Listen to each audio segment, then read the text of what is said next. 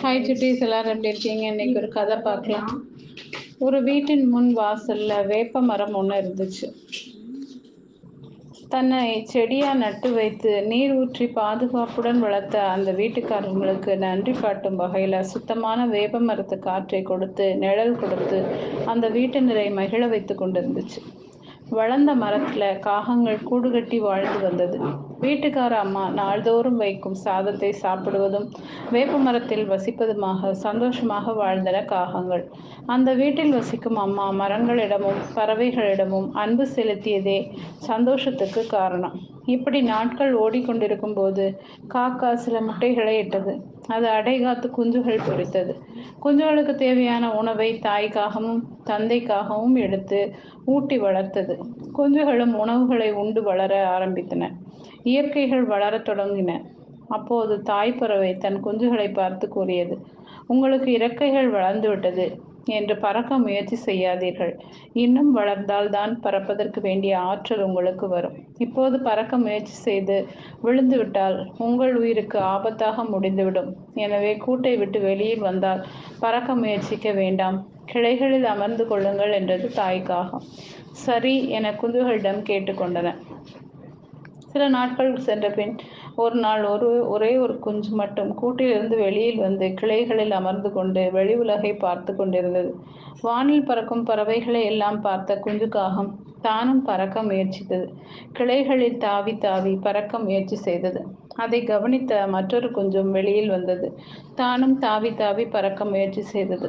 இறக்கைகள் சரியாக வளராத நிலையில் இருந்த அந்த குஞ்சு காகம் தடுமாறி கீழே விழுந்தது. மேலே பறக்க முடியாமல் தன் தாயை கா கா என அழைத்த வண்ணம் இருந்தது. தன் குஞ்சுவின் குரல் கேட்டு பறந்து வந்த தாய்க்காகவும் தந்தைக்காகவும் கரைந்து கொண்டே இருந்தன. பக்கத்தில் வசித்த காகங்கள் எல்லாம் கூட்டமாக வந்துவிட்டன. குஞ்சு காகத்தால் பறக்க முடியவில்லை. இதை கவனித்த அந்த வீட்டு அம்மா குஞ்சு காகத்தை தூக்கி கிளையில் வைத்தார்கள். தனது கூட்டிற்குள் போய் உட்கார்ந்து கொண்டது குஞ்சு காகம். தாய்க்காகம் மறுபடியும் புத்தி சொன்னது, இன்னும் உங்களுக்கு பறக்கும் அளவுக்கு இறக்கைகள் வளரவில்லை, பறக்க முயற்சிக்காதீர்கள் என மீண்டும் எச்சரித்தது காகம். சரி என கேட்டுக்கொண்ட குஞ்சுகள் மறுநாள் தாய்க்காகம் வெளியில் போன சமயம் பார்த்து கிளையில் வந்து அமர்ந்து கொண்டன. பறவைகள் பறப்பதை பார்த்த குஞ்சு காகம், நான் இன்று நன்றாக பறந்து விடுவேன் அப்படின்னு சொன்னது. வேண்டாம்னது இன்னொரு குஞ்சு. நேற்று நீ பிழைத்ததே இந்த வீட்டுக்கார அம்மா உன்னை எடுத்து இங்கு விட்டதால் தான். நம் அம்மா காகம் நம்மை எச்சரித்ததை மறந்து விட்டாயா? தாய் சொல்ல தட்ட வேண்டாம், அவர்கள் நமது நன்மைக்காக தான் சொல்வார்கள் என்றது மற்றொரு குஞ்சு. இதையெல்லாம் கேட்காத குஞ்சு காகம் ரெக்கையை அடித்து பறந்தது. அடுத்த நிமிடமே தரையில் வந்து விழுந்தது. மேலே மேலே பறக்க முடியாமல் தாவி தாவி சென்று கழிவு நீரில் விழுந்து விட்டது. இறக்கைகள் எல்லாம் நனைந்த நிலையில் தாவி செல்லவும் முடியாமல் பறக்கவும் முடியாமல் தவித்தது. தாய்க்காகவும் மற்ற காகங்களும் கா கா என கத்தி தன் ஆதங்கத்தை வெளிப்படுத்தியது. சிறிது நேரத்தில் குஞ்சு காகம் கழிவு நீரில் தன் உயிரை விட்டது. அதை பார்த்த மற்ற குஞ்சுகள் கண்ணீர் விட்டன. தாய் சொல்லை கேட்ட குஞ்சுகளுக்கு கூட்டில் பத்திரமாக இருந்தன.